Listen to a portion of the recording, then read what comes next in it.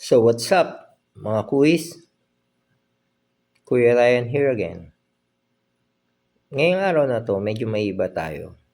Imbis na 5 klase, 4 na klase lang muna tayo. Bakit 4 na klase? Kasi 4 na klase lang ang merong raw nung nag-aaral tayo. Sa mga millennial dyan, pwede kayo hindi makarelate dito, pero try to watch it na rin.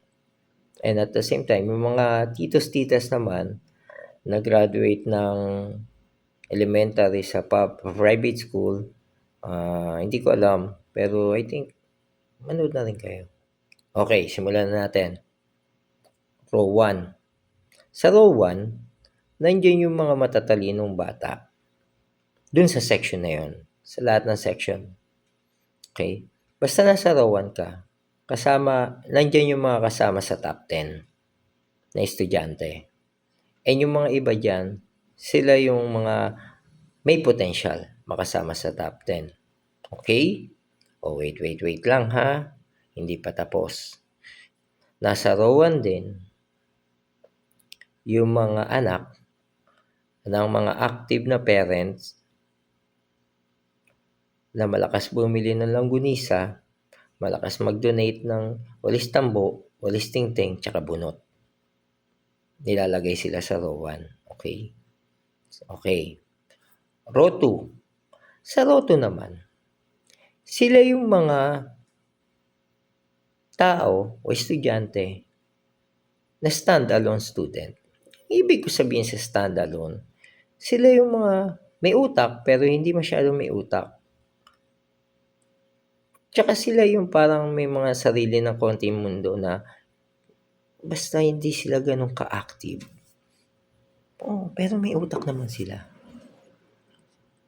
Pero nandun lang sila sa roto. Parang nandun lang sila sa neutral, safe zone. Parang roto ang pinaka-safe zone sa lahat eh. Okay? And tingin ko yung roto kasi medyo, yan yung tapunan ng mga medyo binubuli eh. Sa tingin ko ha. Okay. Lipat tayo ng row 3. Ito si row 3. Si row 3, ito yung mga may potential maging mabait pero papunta na rin sa kasamaan. Okay. Si row 3 yung si row 3 yung nangungopia kay row 2. Si row 2 kasi standalone yan eh. Aral lang yan, di ba? Naglalaro mag-isa, kakausapin sarili. Pero si row 3, yan yung medyo may kalokohan ng kasama sa katawan. Yan yung mga tipo na nangungopia kay row 2. Ang ginagawa ni row 3 ganito, tinotropa si row 2. Tinotropa nila para makakuha ng mga matitinong sagot sa sa questionnaire. Okay?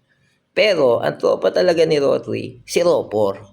At mapunta na tayo kay row 4. Si row 4 naman, ito na ang pinaka-the best. Si row 4 naman ganito. Si row 4, ang tropa ni row 3. Si row 4, nangungopyahan kay row 3. Actually, hindi na yan nangungopya kay row 3. Pinapakopya na yan ni row 3 kasi magtropa sila. Okay? So si row 4 yan, kalmado yan. Kasi lahat ng kaungasan nasa kanya. Tapos pangalawa, yan si row 4, yan yung mga medyo uma-idolize sa mga chewy nila. Chewy nilang lasenggo ng konti. Tapos si row 4 na rin yung kasama sa mga tama na yung mga nag-aabang sa labas ng school. Yan si row 4. Pero huwag kang mag-alala. Pag tropa mo si row 4, safe ka.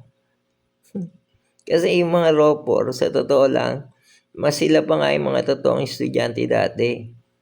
Bakit? Kasi si row 4, papalit nila yung buhay nila para sa'yo. Basta kaibigan ka nila. Okay? Ganyan yun dati. Kaya tandaan nyo, row 1, row 2, row 3, row 4, yan yung mga level namin dati. Hindi ko na sasabihin sa inyo kung anong row ako. Basta sasabihin ko sa inyo, ang apelido ko nagsisimula sa letter A. Nung nag-aral ako, alphabetical na kami. So, ewan ko lang sa inyo. Sa mga classmate ko diyan, alam niyo naman siguro, 'di ba? Mabait kaya ako. Peace out mga kuis.